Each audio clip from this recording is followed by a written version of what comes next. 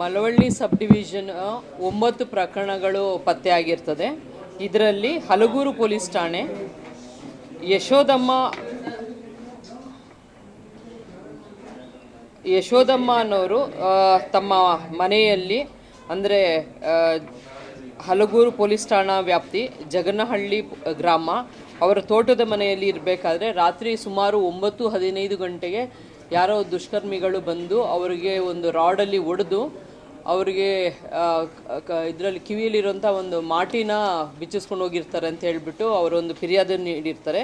ಇದಕ್ಕೆ ಸಂಬಂಧಪಟ್ಟಂತೆ ಹಲಗೂರು ಪೊಲೀಸ್ ಠಾಣೆಯಲ್ಲಿ 77/25 ಕಲಂ 329 ಸಬ್ ಕ್ಲಾಸ್ 4 311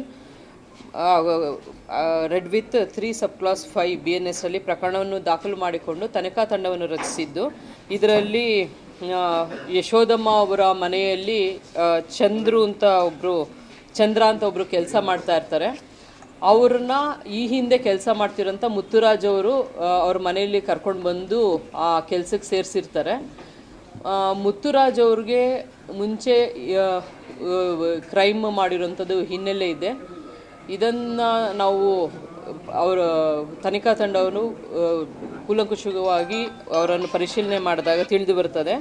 ಮುತ್ತುರಾಜ್ರವರು ಚಂದ್ರರವರು ಕೂಡಿ ಒಂದು ಪ್ಲ್ಯಾನ್ ಮಾಡ್ತಾರೆ.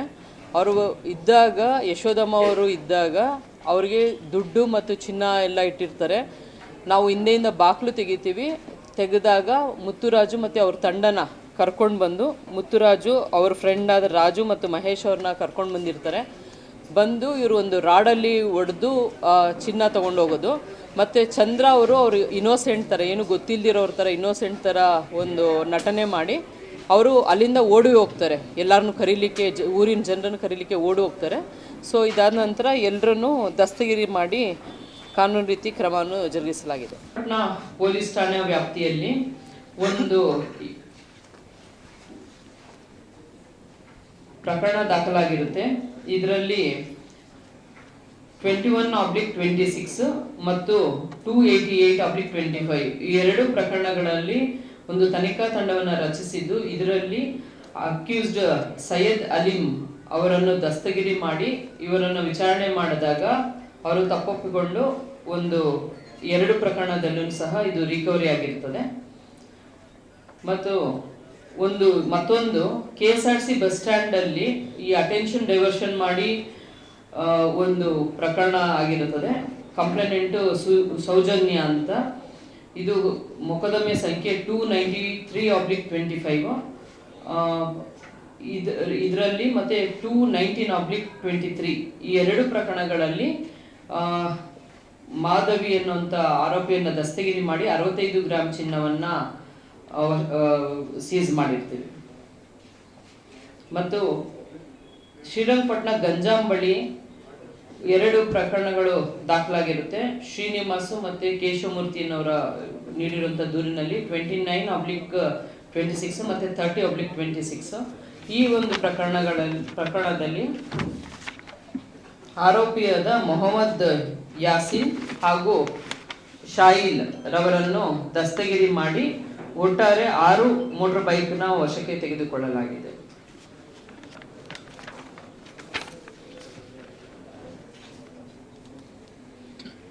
ಶ್ರೀರಂಗಪಟ್ಟಣ ಗ್ರಾಮಾಂತರ ಪೊಲೀಸ್ ಠಾಣೆಯಲ್ಲಿ ಫಿರ್ಯಾದುದಾರರು ನಿಸರ್ಗ ರವರು ದಿನಾಂಕ 6/11/2025 ಒಂದು ಫಿರ್ಯಾದನ್ನು ನೀಡಿರ್ತಾರೆ. ಇದಕ್ಕೆ ಸಂಬಂಧಪಟ್ಟಂತೆ ಇದು ಹೌಸ್ ಥೆಫ್ಟ್ ಕೇಸ್ ಆಗಿರುತ್ತೆ.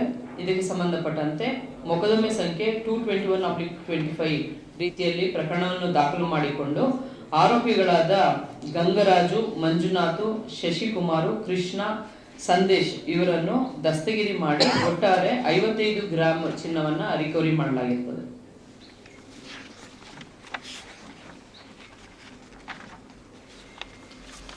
ಮೇಲ್ಕೋಟೆ ಪೊಲೀಸ್ ಠಾಣೆಯಲ್ಲಿ ನಮ್ಮ ಸ್ಟಾಫ್ ಸೋಮಶೇಖರ್ ಮತ್ತು ಮುತ್ತಪ್ಪ ಕರಡಿ ಇವರಿಬ್ಬರು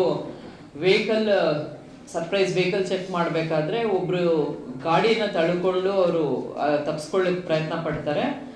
ಅವರನ್ನು ಇದು ವಿಚಾರ ಮಾಡಲಾಗಿ ಅವರ ಹೆಸರು ಮಧು ಮತ್ತು ಅವರು ಒಟ್ಟು 11 ಮೋಟರ್ ಬೈಕ್ನ ಥೆಫ್ಟ್ ಮಾಡಿರ್ತಾರೆ.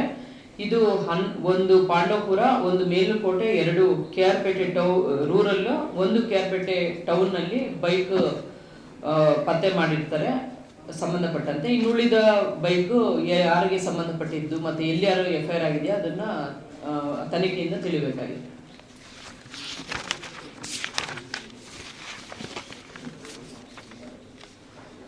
ಬೆಸಗರಳ್ಳಿ ಪೊಲೀಸ್ ಠಾಣೆ ಇದು ಒಂದು ಚೈನ್ ಸ್ನ್ಯಾಚಿಂಗ್ ಆಗಿರುತ್ತೆ. ಅಂಬುಜಾನ್ ಅವರಿಗೆ ಒಂದು 29.8 ಗ್ರಾಮ್ ಚಿನ್ನದ ಸರವನ್ನ ಚೈನ್ ಸ್ನ್ಯಾಚ್ ಮಾಡಿರ್ತಾರೆ. ಇದರಲ್ಲಿ 2 ಆರೋಪಿಗಳನ್ನ ದಸ್ತಗಿರಿ ಮಾಡ್ತಾರೆ. ವಿನಯ್ ಕುಮಾರ್ ಅಂತ, ಇಬ್ಬರ ಆರೋಪಿ ಹೆಸರು ವಿನಯ್ ಕುಮಾರ್. ಇವರು ಅಲ್ಲೇ ಬಸರಾಳು ಅಕ್ಕಪಕ್ಕ ಊರಿನಲ್ಲಿ ಅವರಾಗಿರ್ತಾರೆ. ವಿನಯ್ ಕುಮಾರ್ ಮತ್ತೊಬ್ರು ಬೆಂಗಳೂರಿನಲ್ಲಿ ಮೈಸೂರಿನಲ್ಲಿ ವಾಸ ಇರ್ತಾರೆ, ಮತ್ತೆ ಬೆಂಗಳೂರಿನಲ್ಲೂ ಅವರು ಹೋಗ್ತಾ ಬರ್ತಾ ಇರ್ತಾರೆ. ಇವ್ರನ್ನ ಸಹ ದಸ್ತಗಿರಿ ಮಾಡಿ 29.8 ಗ್ರಾಮ್ ಗೋಲ್ಡ್, 1 ಬೈಕ್ ರಿಕವರಿ ಮಾಡಿರ್ತಾರೆ. ಮೇಲ್ಕೋಟೆ ಪೊಲೀಸ್ ಠಾಣೆಯಲ್ಲಿ ನಮ್ಮ ಸ್ಟಾಫ್ ಸೋಮಶೇಖರ್ ಮತ್ತು ಮುತ್ತಪ್ಪ ಕರಡಿ ಇವರಿಬ್ರು ಸರ್ಪ್ರೈಸ್ ವೆಹಿಕಲ್ ಚೆಕ್ ಮಾಡಬೇಕಾದ್ರೆ ಒಬ್ರು ಗಾಡಿನ ತಳ್ಕೊಂಡು ಅವರು ತಪ್ಪಿಸ್ಕೊಳ್ಳೋಕೆ ಪ್ರಯತ್ನ ಪಡ್ತಾರೆ. ಅವರನ್ನ ಇದು ವಿಚಾರ ಮಾಡಲಾಗಿ ಅವರ ಹೆಸರು ಮಧು, ಮತ್ತೆ ಅವರು ಒಟ್ಟು 11 ಮೋಟರ್ ಬೈಕ್ನ ಥೆಫ್ಟ್ ಮಾಡಿರ್ತಾರೆ. ಇದು ಒಂದು ಪಾಂಡವಪುರ, ಒಂದು ಮೇಲುಕೋಟೆ, 2 KR-ಪೇಟೆ ರೂರಲ್, 1 KR-ಪೇಟೆ ಟೌನ್ನಲ್ಲಿ ಬೈಕ್ ಪತ್ತೆ ಮಾಡಿರ್ತಾರೆ ಸಂಬಂಧಪಟ್ಟಂತೆ. ಇನ್ನುಳಿದ ಬೈಕು ಯಾರಿಗೆ ಸಂಬಂಧಪಟ್ಟಿದ್ದು ಮತ್ತು ಎಲ್ಲಿ ಯಾರು FIR ಆಗಿದೆಯಾ ಅದನ್ನು ತನಿಖೆಯಿಂದ ತಿಳಿಬೇಕಾಗಿದೆ. ಕರ್ನಾಟಕ ನ್ಯೂಸ್ ಡಿಜಿಟಲ್ ಚಾನಲ್ ಅನ್ನು ಈಗಲೇ ಸಬ್ಸ್ಕ್ರೈಬ್ ಮಾಡಿ.